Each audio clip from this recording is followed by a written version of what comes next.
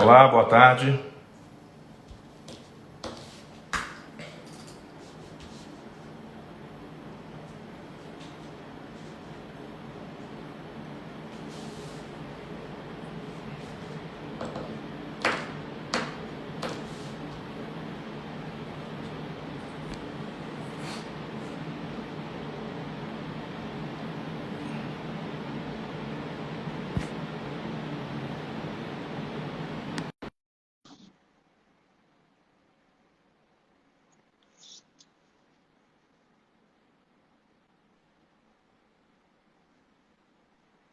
Olá, boa tarde.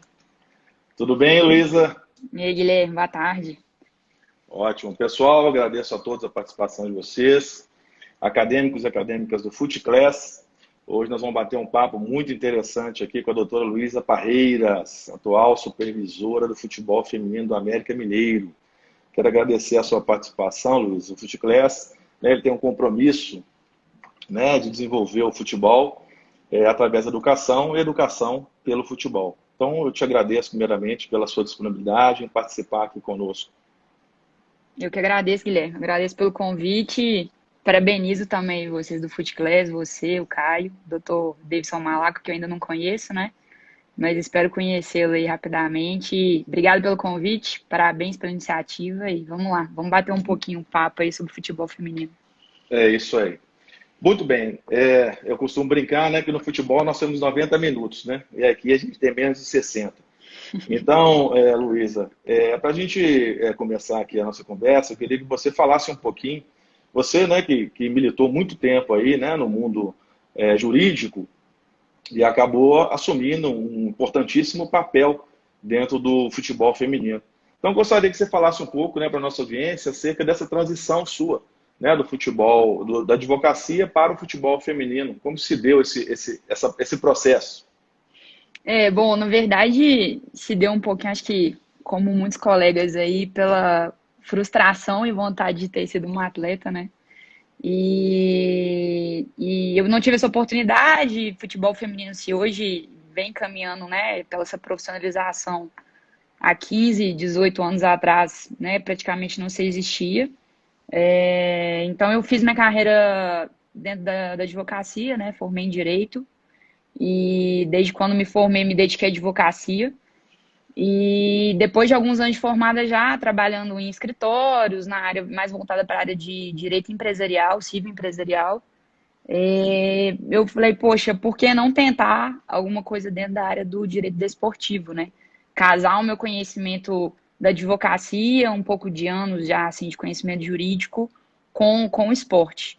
E foi quando, por contatos, curiosidade e pessoas que eu fui conhecendo e me mostrando um pouco, confesso que eu não sabia nem como iniciar essa carreira dentro da área desportiva. Foi quando eu conheci o pessoal que fez a pós-graduação lá do CEDIM, inclusive onde Uhum. você e o Caio, nós somos colegas, né? Fizemos a pós-graduação juntos. E conheci Leonardo Máximo, Luciano Brustolini, o pessoal que foi também nossos professores lá. E quando eu entrei na pós-graduação do Direito Desportivo, as portas começaram a se abrir nessa área do direito, especificamente do direito e não da gestão, que hoje é o que eu faço na América. Então, inicialmente, eu comecei a trabalhar para algumas instituições esportivas, não ligadas ao futebol. Então, para o tênis, tiro com arco e flecha, fazendo algumas consultorias jurídicas, e mesmo assim ainda tentando descobrir como que eu poderia entrar no futebol, né? Toda vez que se fala em futebol, acho que vem um pouco daquela ideia de ser agente, empresário, representante de jogador, e quando a gente realmente entra, que a gente descobre o mundo que é dentro aí da área desportiva, né? Então, realmente, fazendo a pós-graduação, que eu tive um pouco bem mais conhecimento do mercado, e também através da pós-graduação, e daí que vem a importância que várias pessoas me perguntam, a importância da gente ter um networking, né, bem diversificado, na verdade, assim, né?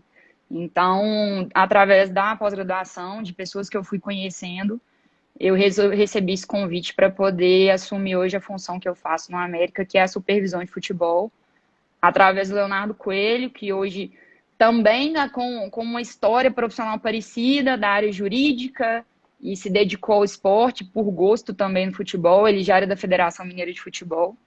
Ele foi trabalhar na América e hoje ele coordena o futebol feminino do Atlético Paranaense, né? Ele foi para realmente desenvolver essa área, até numa demonstração de como realmente o futebol feminino vem crescendo. E aí, a convite dele, eu fui trabalhar no América.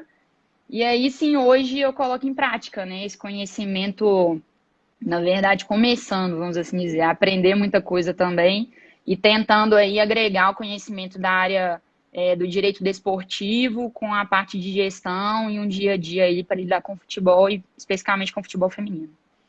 Perfeito, perfeito. E para nós é muito importante, né, Luísa, recebê-la exatamente por isso, que é fazer essa junção, né, da academia, né, com a prática. Então você está estreando aqui, nós estamos estreando em grande estilo, né, com uma profissional que efetivamente atua dentro do clube, né, e trazendo um pouco, compartilhando essa visão profissional de gestão dentro dos clubes. Luísa, você sabe muito bem, você que veio do mundo jurídico, né, que nós tivemos um problema muito grande, né, legislativo com relação ao futebol feminino, que desde 1941 até 1979, né, foi proibido a prática de futebol feminino no Brasil, né, sendo regulamentada somente em 83. Então nós tivemos um gap aí muito grande, né, ou seja, enquanto todos os países estavam se desenvolvendo, nós ficamos aí 40 anos sem uma prática sequer amadora, né, do futebol. Dentro desse contexto, como que hoje o América, né, está estruturado para esse tipo de atendimento? Hoje, onde que o América ele faz os treinamentos do elenco feminino? Hoje existe um analista de desempenho próprio, ou ele é compartilhado com a estrutura do masculino? Hoje, como que realmente funciona essa estrutura local, enfim, do América? Por gentileza. Guilherme, até assim, já aproveitando para poder responder a sua pergunta, eu já até parabenizando vocês, e eu venho acompanhando as lives que vocês aí da FutClass vem disponibilizando. Eu assisti no dia ao vivo e confesso que hoje eu assisti novamente. Foi uma live que o Dr. Deison Malaco fez com a doutora Luciana Lopes, que foi bem específico sobre o futebol feminino, mas voltada mesmo para a parte jurídica, né? Onde eles conversaram bastante sobre questão de profissionalização. Ela tocou nesse assunto, né, que você disse aí, que antigamente, na verdade, era proibido o futebol feminino, né? E de uma proibição, a gente veio para uma obrigatoriedade, né? Então, assim, uma coisa de uma forma bem brusca, né? Sai de uma proibição para uma obrigatoriedade. E, assim, até pedindo licença para ela, eu fiz questão de anotar uns números aqui, porque eu achei muito interessante para a gente poder ter uma noção desse panorama do futebol feminino hoje no Brasil, né? Então, ela até trouxe que foi exatamente regulamentado em 1983, né, como uma modalidade. Em 2019, na CBF, a gente tinha 180 times cadastrados de futebol feminino. Desses 180 times, 2.870 atletas. Dessas 2.870 atletas, apenas 176 atletas com contrato registrado. Ou seja, 10% dessas atletas desses clubes do Brasil, ano passado, em 2019, com um contrato especial. Então, a gente tinha cerca de 2.700 atletas caracterizadas como atletas amadoras, né? Então, infelizmente, o futebol feminino, ele ainda, apesar dessa obrigatoriedade, ele ainda é estipulado como uma categoria amadora, né? E um pouco realmente assim, o que eu discordo dessa visão, mas que eu acho que é algo natural que vai vir a acontecer, porque futebol feminino, né? A modalidade é futebol. Se é futebol masculino ou se é futebol feminino, a modalidade é o futebol. Então, é um futebol praticado por homens, futebol praticado por mulheres. E eu acho compreensível, realmente, que o espaço está sendo conquistado. Exatamente como disse que a doutora Luciana colocou muito bem, sair de um momento de proibição na história, né, da modalidade para uma questão de ser obrigatório.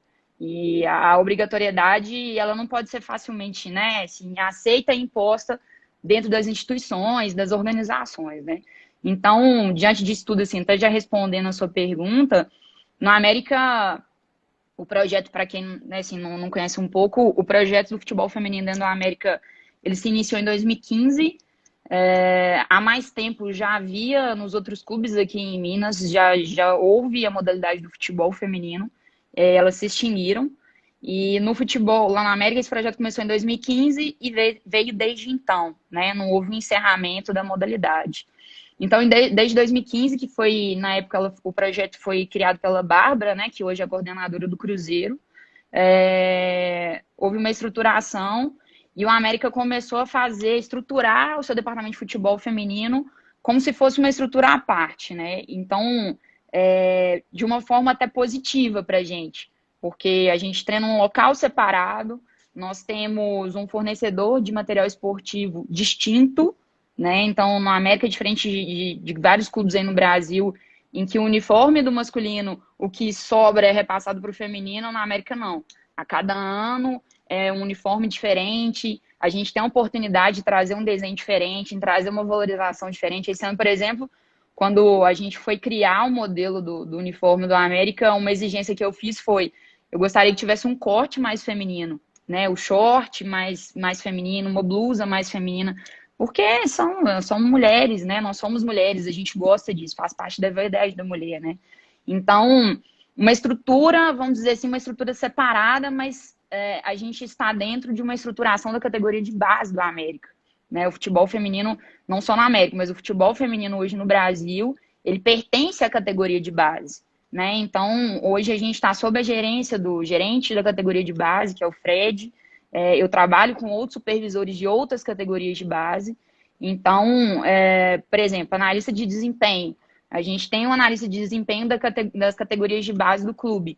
Esse ano, diante da importância que a gente percebeu ano passado, foi uma exigência que a gente fez para a gente poder tentar ter um analista exclusivo para o futebol feminino, né? Pela importância da gente ter números, informações, com uma pessoa que fique dedicada somente ao futebol feminino, né?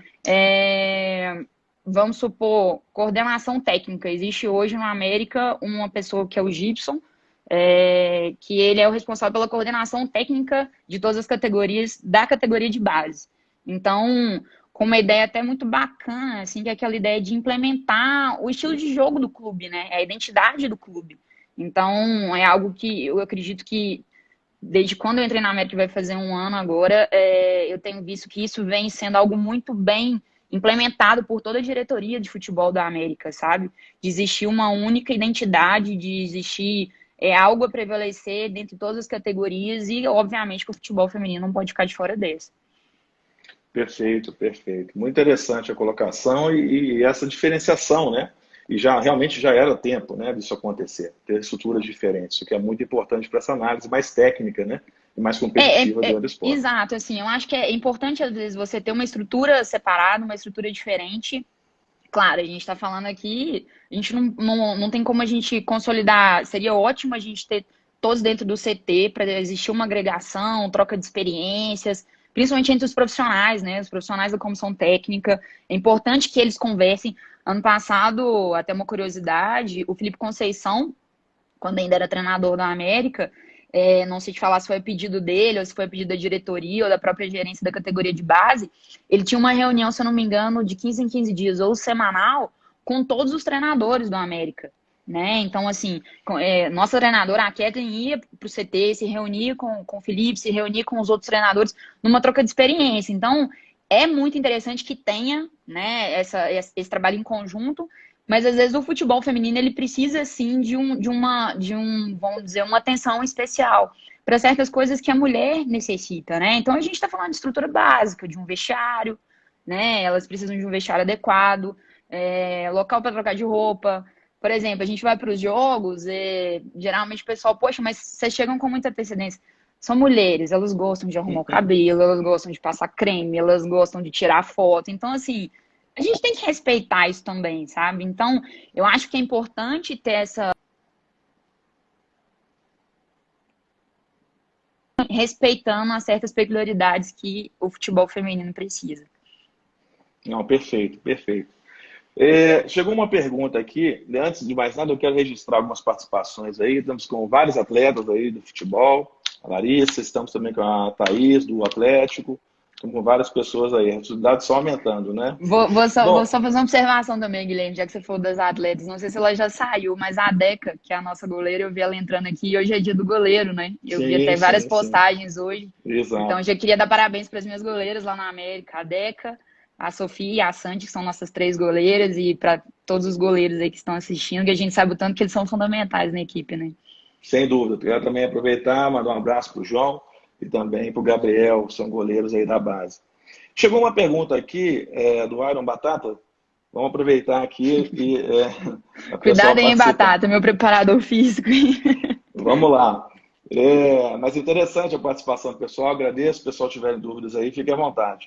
Então, ele está questionando aqui com relação à expectativa, né? A sua expectativa do futebol feminino diante da pandemia, né? Como que o América está se preparando, né?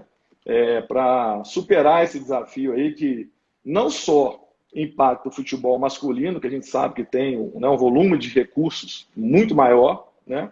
Então, eu acredito que esse impacto ele seja ainda potencializado no futebol feminino, né? Que a gente sabe a realidade financeira aí quando se trata do futebol feminino. Então, dentro da pergunta do Batata, e eu ratifico essa pergunta, muito interessante, como que o atleta tem tratado, o América, né, tem tratado essa situação? Bom, eu acho que é uma situação, acho não, né? Uma situação única para todos, né? Em aspecto pessoal, profissional. E se no futebol, assim como nas outras modalidades, existe uma dificuldade, eu acho que no feminino a gente encontra dificuldade maior ainda, infelizmente, né? A gente vem numa crescente, desde aí da Copa do Mundo do futebol feminino, né? A gente veio ano passado com jogos muito interessantes, um retorno muito positivo de mídia, de visibilidade do futebol feminino. E agora veio a pandemia, essa paralisação aí. Não sei se é de conhecimento de todos, né? Mas tratando-se de futebol feminino e dos times masculinos da série C e D, a CBF repassou um auxílio financeiro para os clubes, né? Ele separou para os times da série A1 do futebol feminino um valor, para os times da série A2 um outro valor, e baseou-se na questão da folha salarial. Né, esse valor ele foi contabilizado mais ou menos com base nos contratos registrados na CBF para poder repassar esse auxílio. Então,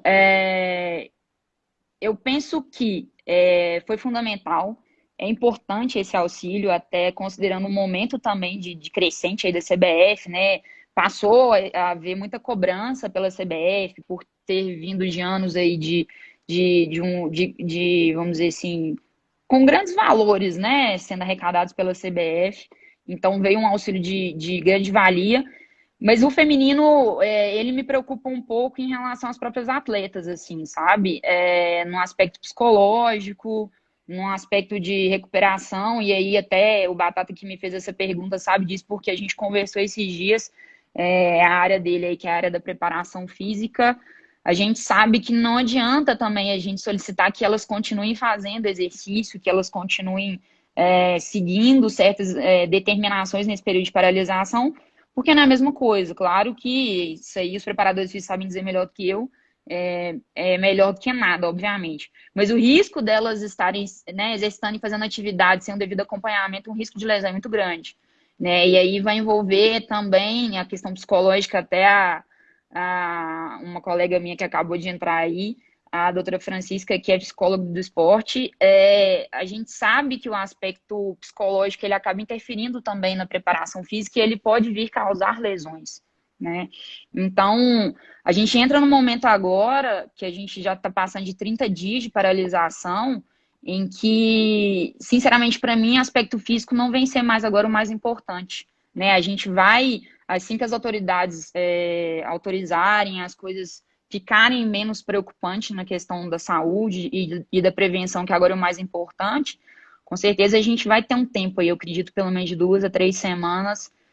Foi algo que já vem sendo conversado entre clubes e CBF, de um tempo necessário para a gente poder fazer essa preparação, né? A preparação física, como se fosse uma intertemporada aí, para elas poderem, pelo menos, tentar recuperar um pouco daquilo que a gente já tinha adquirido no início da temporada, né?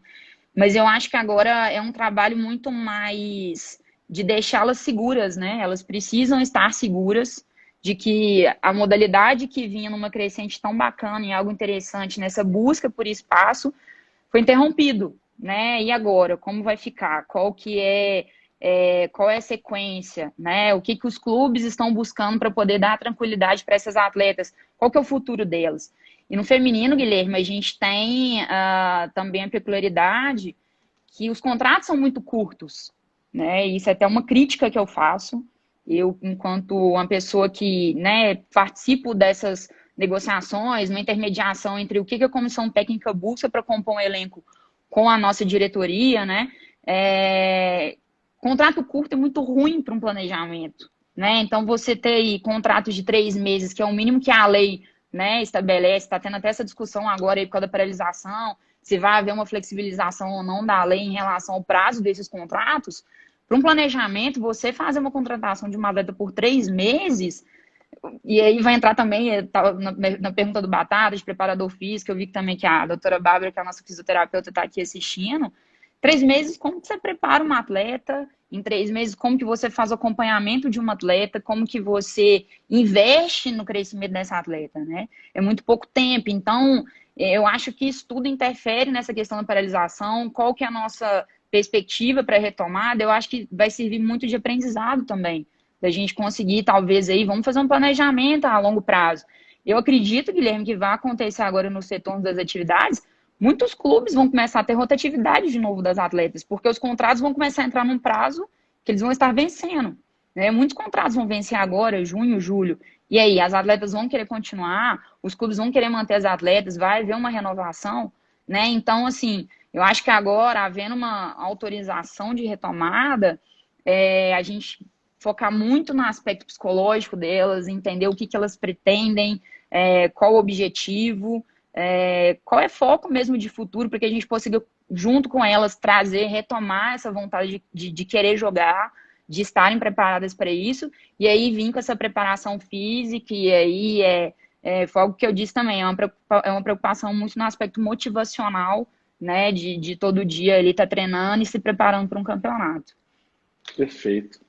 Bom, quero fazer o registro também aqui da participação. Eu vi aqui que o doutor Gabriel entrou, o procurador-geral do TJD aqui de Minas, o nosso padrinho também, doutor Leonardo Barbosa. Grande Léo. Aí, todos que estão aí acompanhando. O Léo tava só nas lives aí, que eu sei, Sorriso Maroto. Exatamente. Bom, Luísa, dentro desse contexto que você comentou, né, da questão do retorno, né, dos impactos aí do Covid, eu queria que você falasse um pouco para a gente sobre as lesões das atletas femininas, né? A paralisação por si só já vai potencializar essa situação. Mas quando a gente avalia, né, a atleta feminina e o atleta masculino, o que você pode trazer para a gente de diferenciação de lesões? Elas são as mesmas? Existe algum tipo de lesão mais recorrente nas atletas femininas? Não é muito minha área, né, Guilherme, assim, mas eu sou até um pouco intrometida, às vezes que eu falo que eu sou muito curiosa, então eu gosto de entender um pouquinho de tudo, apesar de eu ainda ter muito o que aprender no futebol, assim. A gente faz um trabalho lá na América, que é um trabalho preventivo, que casa, LCA, né, Bárbara, nosso grande problema. Tá aí a doutora Bárbara, que é a nossa fisioterapeuta lá na América. A gente faz um trabalho preventivo com a fisioterapia e a preparação física, de pelo menos 2 vezes por semana antes dos treinos. Na verdade, faz parte dos treinos, né?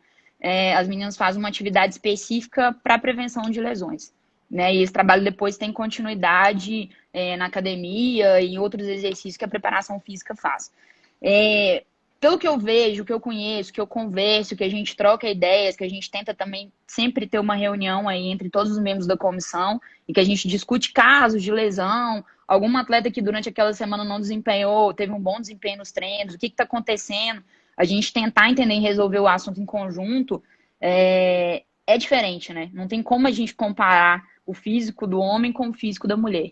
E isso é uma das coisas que as pessoas têm que entender, o porquê que a modalidade é diferente. Né? A doutora Luciana também falou isso na live dela, que, como eu te falei, eu assisti hoje novamente.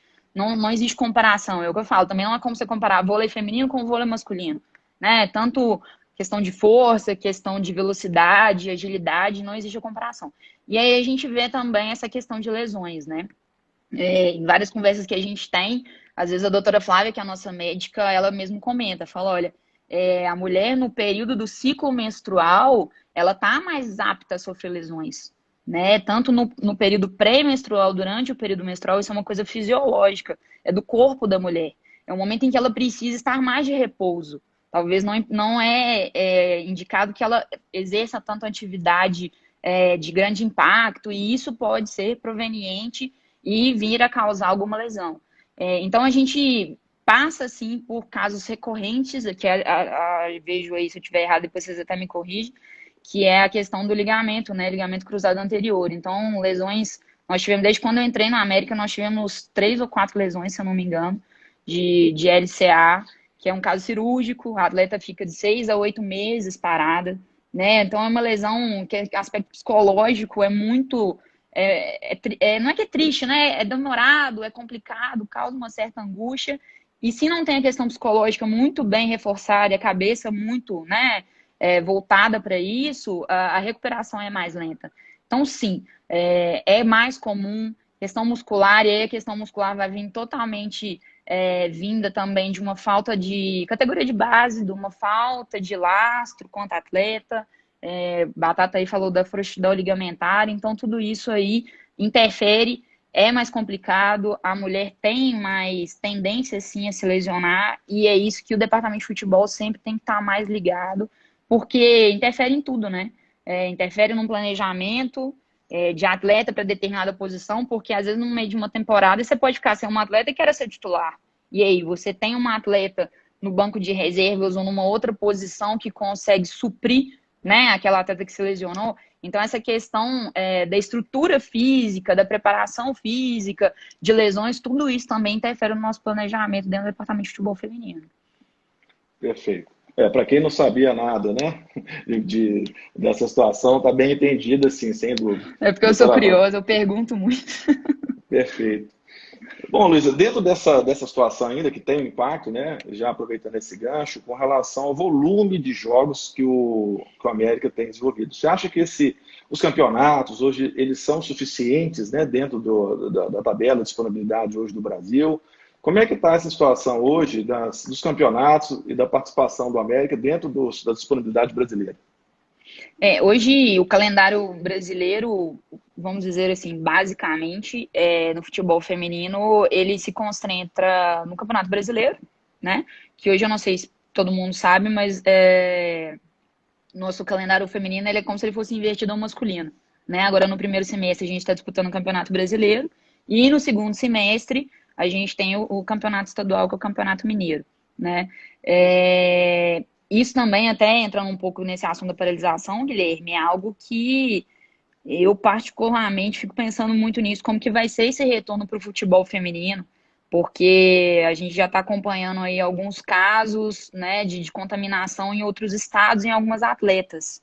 A CBF criou um grupo em que todos os representantes de cada clube do Brasil está nesse grupo, e a gente conversa diariamente com o representante da CBF, que é o Romeu Castro, e ele nos pergunta toda semana, né, se há algum relato de alguma atleta, de algum membro da comissão técnica infectado com a doença.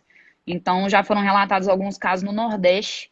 Então, como a gente está nessa disputa do Campeonato Brasileiro, no futebol feminino, eu particularmente eu não sei, porque no masculino a gente está agora, né, com os campeonatos regionais, então talvez facilitaria, o Léo tá aí, ele sabe que todo dia todo mundo pergunta para ele quando que vai voltar, de alguma forma, sendo, né, mais regional, facilitaria a retomada dos campeonatos. No Campeonato Brasileiro Feminino, que é o que estava ocorrendo quando a gente teve a paralisação, particularmente eu não sei como que isso vai ser feito, né? Mas aí, voltando à sua pergunta, existe também a Copa Libertadores, né, que ano passado, inclusive, o Corinthians foi campeão, mas ele vai seguir também os requisitos, assim como no masculino, para que as equipes possam disputar. Então, na América ano passado e esse ano, a gente segue com o Campeonato Brasileiro, agora no primeiro semestre, e no segundo semestre o Campeonato Mineiro. Eu gostaria, sim, que houvessem mais competições. A Copa do Brasil, por exemplo, foi durante muitos anos aí um campeonato tradicional dentro do futebol feminino, mas foi extinto, né? Então, existe ainda a Copa BH, se eu não me engano, ano passado até o Atlético que ganhou, mas a Copa BH é considerada como campeonato amador, né? O Campeonato Mineiro ano passado houve uma discussão ferrenha entre os clubes e a federação, exatamente nesse intuito de cada ano que passa profissionalizar mais a disputa, né? Então, por mais que houve essa briga, eu acho que no final foi positivo. Teve um retorno muito bacana, assim, de tudo, né? Estrutura, das equipes que estavam disputando, o nível. Foi o primeiro campeonato mineiro com Atlético, Cruzeiro e América, né? Então, realmente, o nível foi bem mais alto, como acho que esse ano vai estar acima. A gente teve uma final ano passado em altíssimo nível. Então, de calendário hoje é o que a gente tem e espero que com o tempo aí, com esse crescimento do futebol feminino, outras competições possam surgir também. Perfeito. Quero mandar um abraço também, estou vendo aqui, tem a atleta Vitória, a Giovana, o pessoal tem acompanhado aí.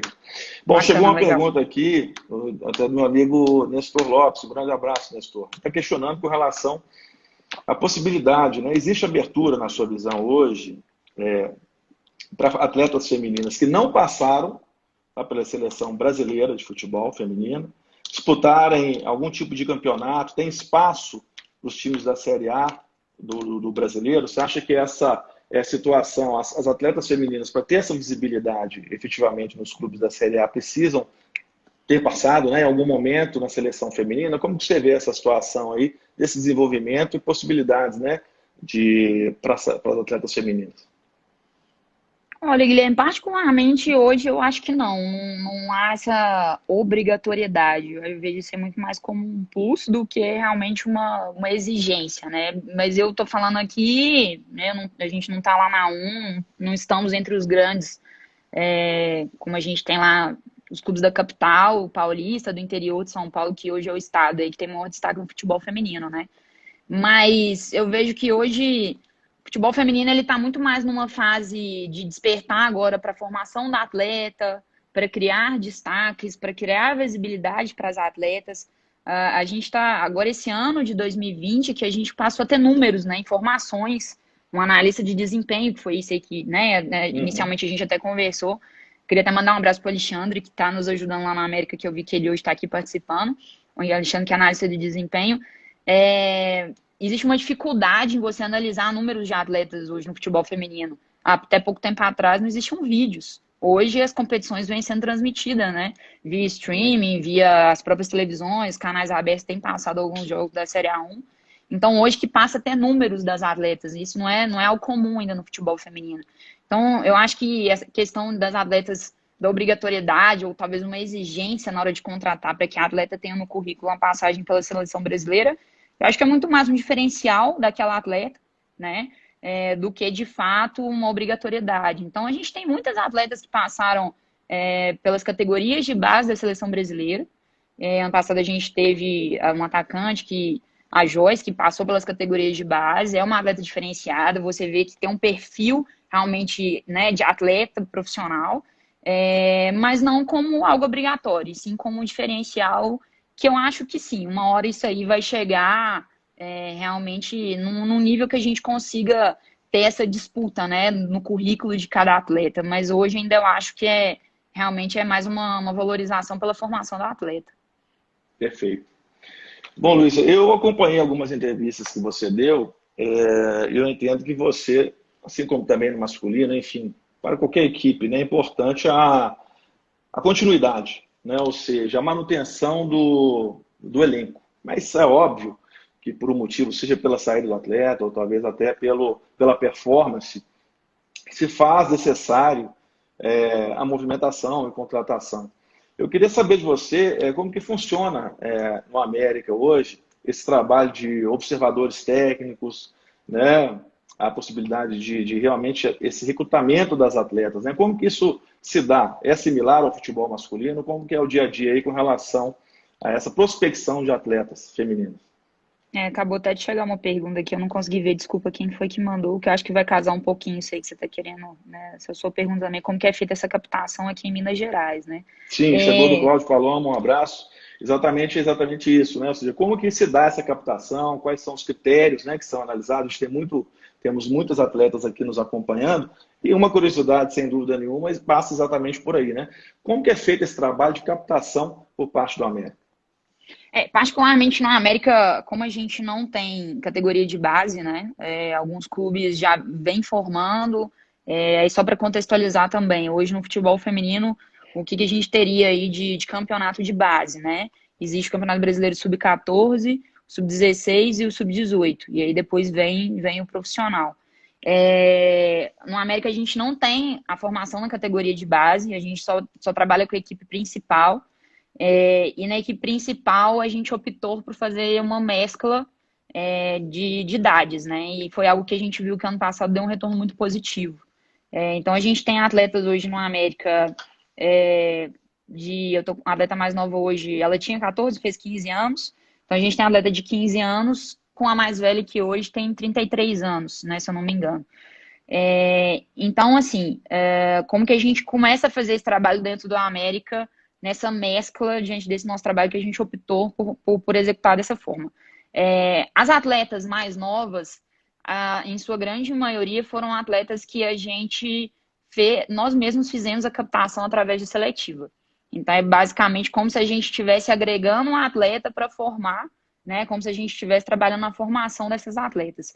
Então, a gente tem atleta que foi fazer seletiva, a própria comissão técnica já bateu o olho e já falou, olha, pode chamar. Então, a gente chama um grupo maior, essas atletas ficam uma semana treinando com o elenco principal, e aí, ali dentro das necessidades e das possibilidades do clube, a gente senta com a comissão e avalia. Então, vamos supor, a gente fez uma seletiva, a gente tenta fazer esse trabalho pelo menos 3 vezes por ano, né? Essas seletivas maiores. Então, vamos supor que a gente fez uma seletiva e ali a gente pré-selecionou 20 meninas. Então, a gente coloca essas 20 meninas para poder treinar durante uma semana com o elenco principal. Dessas 20 meninas, a comissão técnica ali seleciona 10, 8, e aí a gente senta e conversa. Olha, qual que é a nossa disponibilidade? Não, hoje a gente tem disponibilidade de trazer 5 atletas para se tornar para se tornar atletas realmente do clube. Quais as posições? Olha, a gente está precisando de uma zagueira, a gente está precisando de uma lateral direita, de uma meio-campo, de uma ponta, de um atacante. E ali a gente vê quais dessas atletas que de fato a comissão técnica escolheu. E aí a gente faz a proposta para essas atletas. Vou te confessar, Guilherme, que em certas situações é até muito informal essa conversa, sabe? Até algo que fica aí a dica para você, que eu sei que você e vários colegas aí trabalham com isso. Eu tive uma conversa há algumas semanas aí com uma assessora de uma das nossas atletas. Elas precisam disso. Elas não conseguem, às vezes, nem entender o que é um contrato, sabe?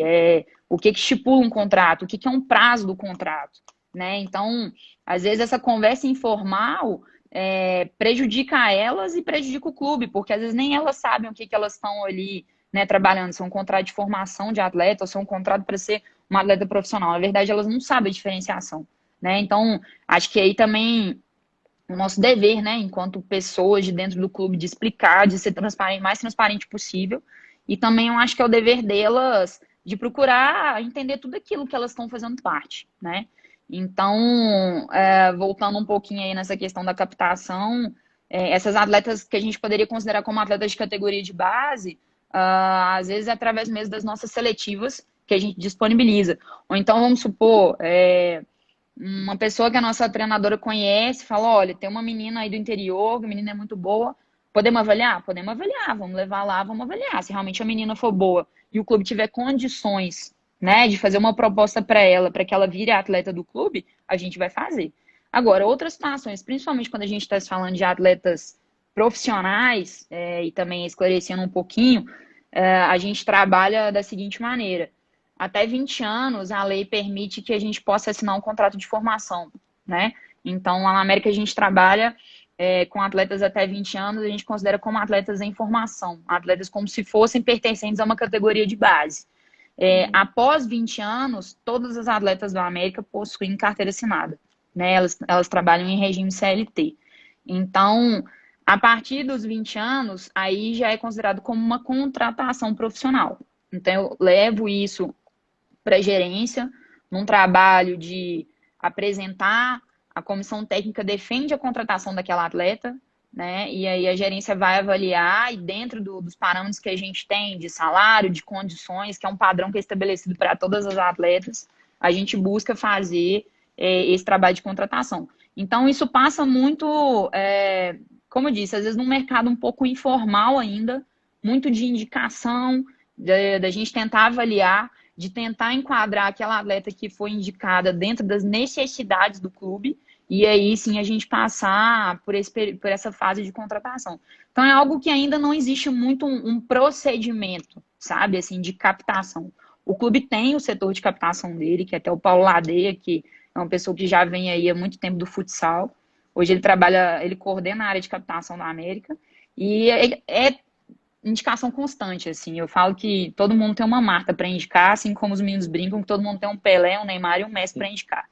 Então, a gente também sempre tem pedido de teste, sempre tem pedido de avaliação, e a gente sempre tenta atender, né, assim, diante também das nossas disponibilidades. É o que eu sempre, quando me procuram, a própria comissão técnica às vezes me pede, me orienta nesse sentido, fase pré-estreia ou fase pré, realmente, para a gente poder iniciar os campeonatos, a gente prefere dar uma segurada no freio, porque o elenco já está montado, né? E é um elenco aí de no máximo 30 atletas. Eu não tenho como ficar, né, aceitando e avaliando atletas. Então, às vezes, você aceita uma atleta para avaliar, uma menina que vem do interior, a gente já passou por situações aqui de meninas que vieram de muito longe, de outros estados, que não tem onde ficar. Aí a menina pede para ficar pelo menos 3 dias. Ok, a gente aceita. Então, aquilo ali cria uma expectativa, é um sonho, é algo que mexe com a cabeça da menina que pode ser frustrado, sabe? Então, assim, quando a gente realmente não está em condições para poder contratar, a gente prefere não fazer essa disponibilização de teste, de avaliação. Mas eu acho que é necessário, é importante que cada vez mais a gente tenha um trabalho de monitoramento. Porque na medida que o futebol feminino vem crescendo, tem muita menina boa de bola por aí, tem muita menina boa para ser observada, tem muita menina boa para ser formada, um trabalho muito de transição, porque eu vejo que hoje a base do feminino é o futsal, tem muita menina saindo do futsal e indo para o futebol de campo, né? Então é um trabalho de monitoramento, é um trabalho de observação que eu acho que vai acompanhar esse crescimento aí do futebol feminino. Perfeito.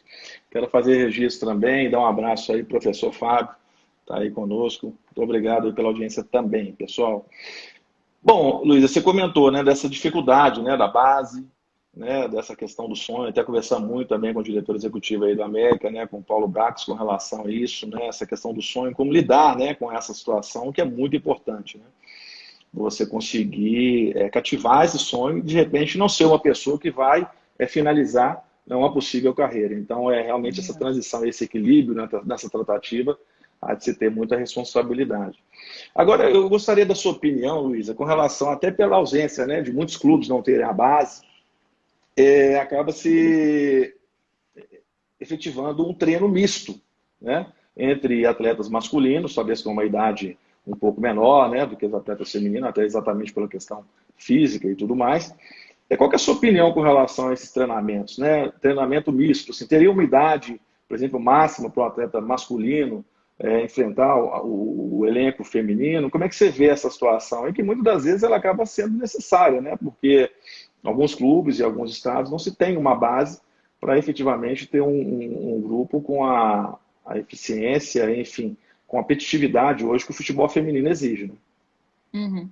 A gente até, eu passei por 2 períodos aí, vamos dizer, de pré-temporada, desde quando eu entrei na América, que foi ano passado, quando a gente encerrou a participação no Campeonato Brasileiro e ficamos aí um mês preparando para o Mineiro, para o segundo semestre, e agora no início do ano a preparação para o Campeonato Brasileiro.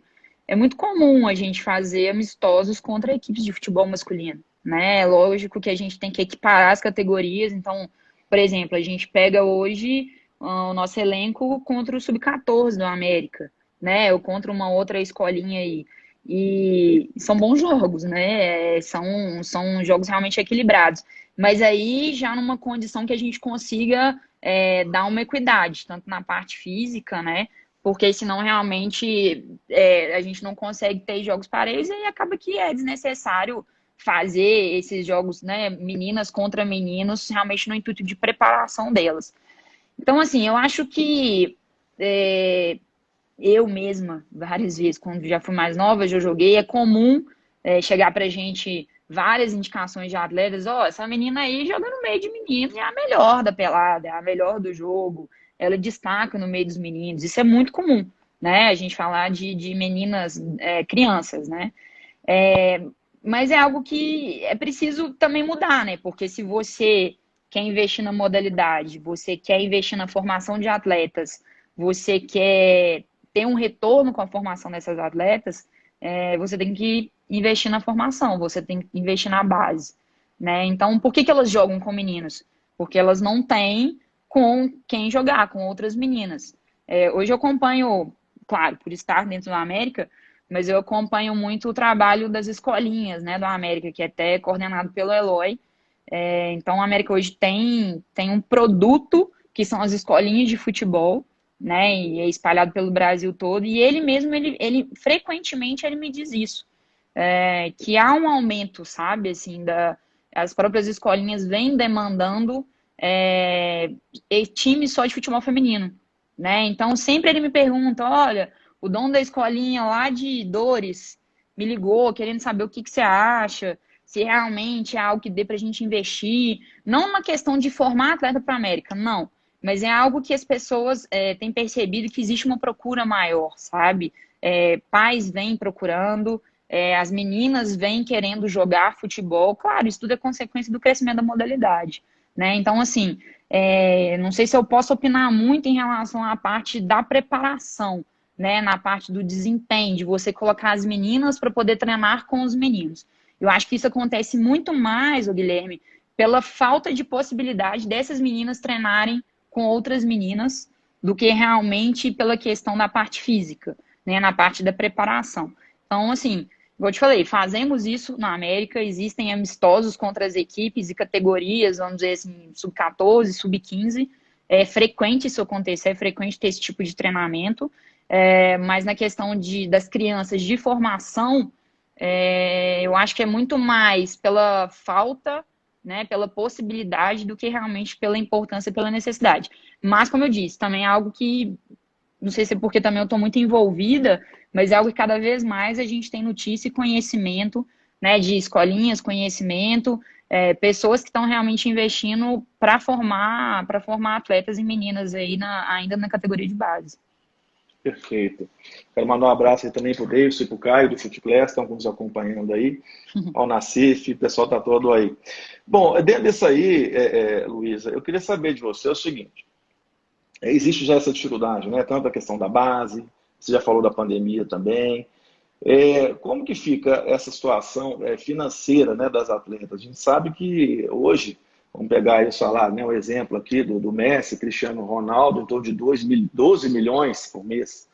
Né? E quando eles fazem uma comparação com o futebol feminino, é uma diferença assim, absurda. Né?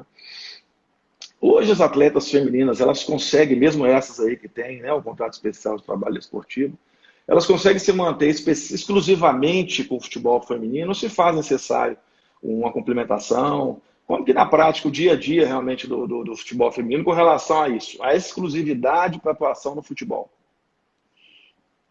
Vou também falar, né, assim, pelo que eu vejo, que eu acompanho no América e sabendo da realidade de outras atletas, a gente tem casos no América de atletas que possuem um outro trabalho. Realmente, como que, né, o que hoje essa é a realidade do mercado do futebol feminino, ainda mais tratando da Série A2, que é hoje onde a gente está disputando o campeonato. A gente sabe também que na Série A1, foi também um outro dado que a doutora Luciana trouxe aí na live que vocês fizeram com ela, é uma média salarial, isso é algo que é público, né? Qualquer pessoa que tem acesso ao sistema da CBF consegue verificar isso.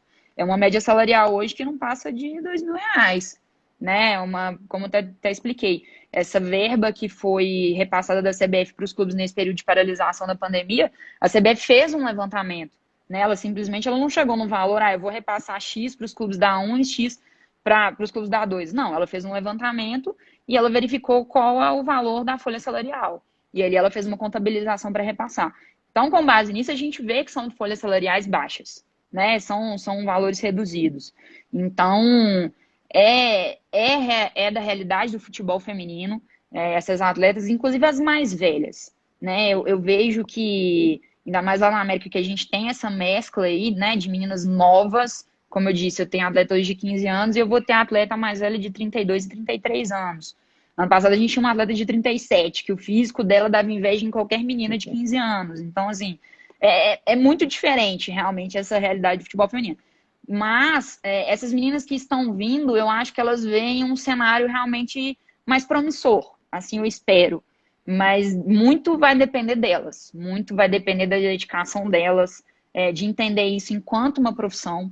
Eu vejo e eu sinto que elas precisam conscientizar que é uma profissão, que não é o futebol feminino, elas não estão ali só pelo hobby. Ah, eu vou jogar e vou ganhar uma bolsa. O clube vai me dar, né? Tem clubes que pagam bolsa, tem clubes que pagam salário. Então, existe, né, essa diferenciação entre os clubes aqui no Brasil. Então, acho que elas precisam entender que o que elas recebem é proveniente de um trabalho. Então, se é proveniente de um trabalho, elas são profissionais. Ah, me paga pouco? Então, como qualquer profissional, talvez é melhor você buscar um lugar que te pague mais. Mas também você complementar a sua renda com um trabalho que vai te causar um desgaste físico, um desgaste psicológico, no dia seguinte você não vai ter condição de levantar e treinar, porque o futebol exige uma dedicação física muito grande, eu vejo que isso tudo é um ciclo que de fato atrapalha no desempenho. Então, a questão da remuneração é algo que o futebol feminino ele tem que evoluir muito ainda, né? Em todos os segmentos, vamos assim dizer.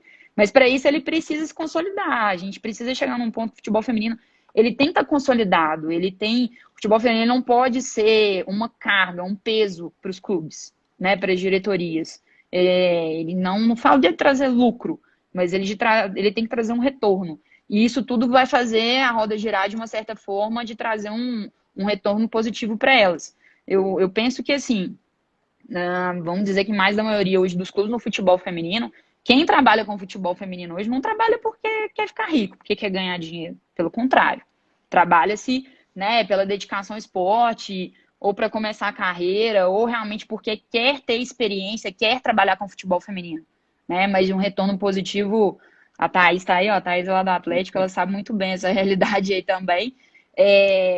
Então, acaba que elas fazem parte dessa cadeia, as atletas fazem parte dessa cadeia da questão financeira do futebol feminino, né? Então, é realidade, elas trabalham. Ontem eu vi também algo que eu fiquei muito chateada, porque até um adversário nosso no Campeonato Brasileiro, que é o Foz, lá do Paraná, não sei se é verdade, eu vi isso na internet.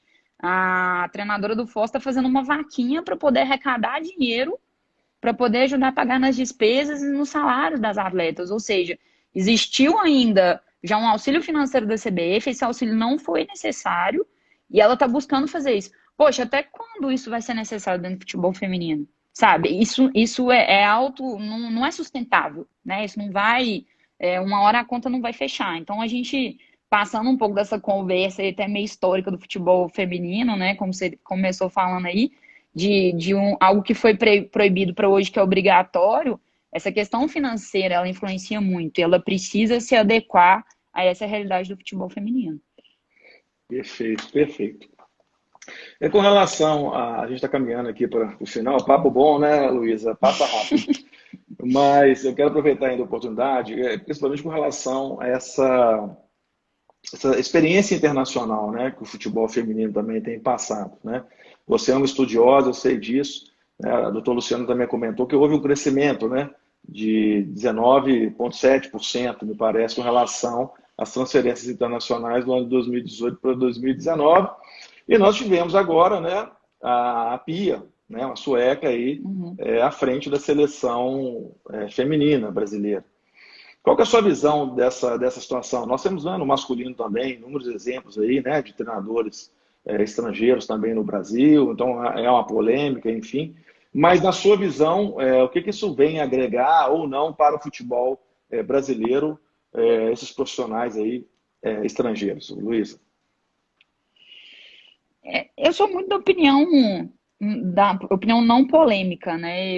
Tem muita gente que eu vejo quando ela veio, assim como você falou também na seleção masculina, né? E toda vez que vem essa discussão aí, Mourinho, não sei mais quem, Guardiola para treinar a seleção brasileira, do famoso vamos valorizar os profissionais que a gente tem aqui no Brasil. Eu até certo ponto não acho que trazer alguém de fora seja desvalorizar o que você tem aqui. Pelo contrário, né? A gente vê que hoje na comissão técnica da seleção brasileira feminina, a gente tem auxiliares, a CBF tem feito também muitas lives e a CBF, até uma informação para quem não sabe, vai abrir agora cursos específicos para o futebol feminino, né? No CBF Academy.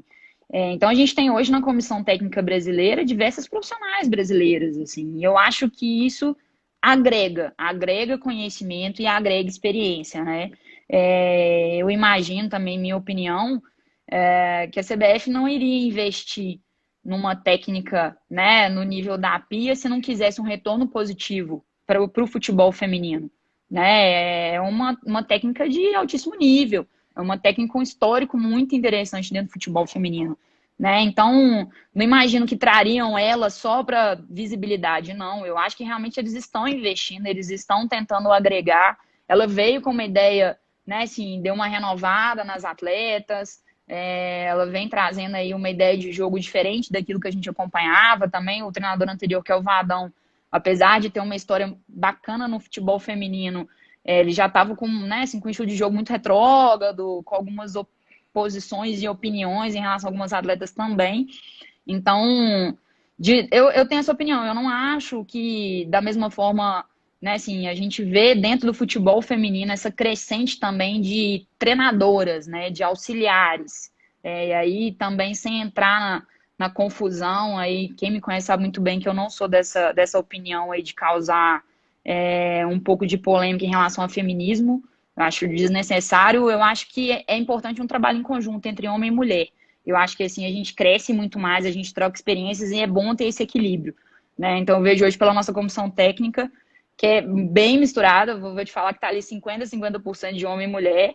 É importante, agrega, até porque quando você tem um grupo, obviamente, só de mulheres, né, de atletas, é bom às vezes você ter um homem ali para segurar um pouco no aspecto psicológico. É muita mulher junta, é muita mulher em período pré-menstrual junto, os nervos muito aflorados, então às vezes é bom você ter um homem ali para dar uma equilibrada. Então, assim, a gente vem acompanhando um crescimento de mulheres à frente dessas equipes dentro do futebol feminino. Acho legal, acho bacana, porque elas, né, a gente consegue lidar, às vezes, melhor com certas situações. Da mesma forma, a gente tem agora, como você me perguntou, na seleção brasileira. Então, ser uma técnica estrangeira, eu não acho que desvaloriza, não. Eu acho que isso tudo vai ser uma consequência do nosso crescimento. Então, talvez ela, enquanto uma pessoa, né, de fora, de um país que já tem uma tradição no futebol feminino, eu acho que ela vai ter muito mais a agregar e nos ajudar do que realmente desvalorizar os nossos profissionais. Perfeito, perfeito. Maravilha. Realmente muita equilíbrio, né? Eu acho que a palavra aí realmente é equilíbrio, né? Maravilha. A gente precisa disso, sabe, Guilherme? A gente está precisando ter um equilíbrio para a gente poder cada vez mais ficar fortalecido, né? Mostrar essa valorização da modalidade. A gente precisa disso, né? É algo muito novo, algo muito recente. Ninguém é obrigado a gostar. Goste e assistem quem quer, quem curta. Saiba que é diferente, é um estilo de jogo diferente. Então, assim, a gente precisa desse equilíbrio para que a coisa possa fortalecer e, de fato, conquistar o espaço aí que é do futebol feminino. Perfeito. Nós temos um minutinho só. Eu queria ver com Já? você, muito rápido. Eu vou fazer duas numa só, ver se você conseguir fazer um resumo aí. Primeira coisa, você acredita que uma treinadora vai chegar num clube masculino da Série A como treinadora? É um desafio, é uma provocação. E aí a sua mensagem final para o futebol feminino, o que você acha do futuro? Vou ver se você consegue resolver isso aí. Você desculpa o tempo pequeno, mas em um minuto. Teremos treinadoras femininas no futebol masculino e qual que é a sua visão aí do futebol feminino nos próximos tempos? Um minuto. Um minuto, vamos lá, desafio, hein? Bom, primeiro eu gostaria que tivéssemos uma treinadora, acho que a gente vem formando aí grandes treinadoras, mas eu não vejo no futuro muito próximo, não. Acho que muito mais por um aspecto cultural do que realmente por formação e competência. E perspectiva do futebol feminino. Para mim foi um grande desafio, é um grande desafio. Hoje eu li uma entrevista muito bacana. É um sonho de todo mundo entrar. É muito difícil entrar, mas é muito difícil também estar juntos. A gente realmente é porque a gente gosta e adora. Espero que esse momento de pandemia traga muita reflexão, principalmente para as pessoas que estão no dia a dia fazendo futebol feminino, principalmente com a dedicação e profissionalização. Eu acho que é isso que a gente tem que ter em mente hoje, que é uma modalidade que precisa realmente da dedicação de todas. E aí, sobre a minha reflexão, eu não podia também, posso mandar um abraço para todo mundo que está assistindo, principalmente minhas amigas, minha família, as pessoas que me apoiam, com quem eu já trabalhei. Obrigada mesmo de verdade. E eu queria deixar um abraço para todos os americanos, para os funcionários. Essa semana é aniversário da América, né? 108 anos aí, dia 30 de abril agora. E meu obrigado para o clube aí por ter me aberto as portas e realmente ter me recebido muito bem. E fica aí para o abraço para todo mundo, para as atletas, todo mundo que participou e assistiu. E parabéns pelo trabalho, tá, Guilherme? Para você, para o Caio, para o Dr. Davidson aí. Precisando, estou sempre às ordens e à disposição. Muitíssimo obrigado, conseguiu cumprir o desafio. Um abraço e até a próxima. Tchau, tchau. Tchau, valeu.